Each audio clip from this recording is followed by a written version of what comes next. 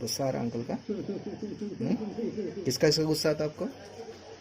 Uncle का। और uncle का नाम क्या है?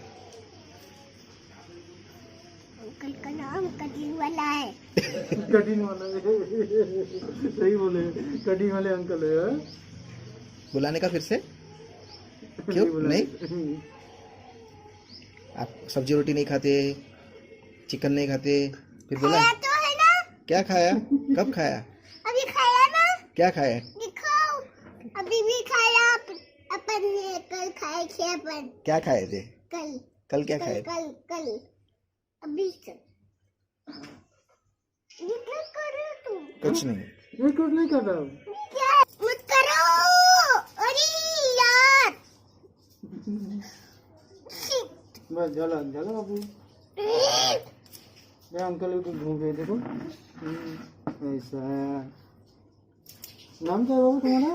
मेरा नाम अनुसूत है। अच्छा, अनुसूत की बाल मत काटो। तो अरे दादी का नाम क्या है? अनूप। अनूप। अच्छा, काका का नाम क्या है? काका का? आशीष। और दादा था? उसने भी बाल काट लिया हाँ। होगा। हाँ हाँ, दादा से भी बाल काटे थे अपन दुकान में। बोले थे बाबू के बाल अरे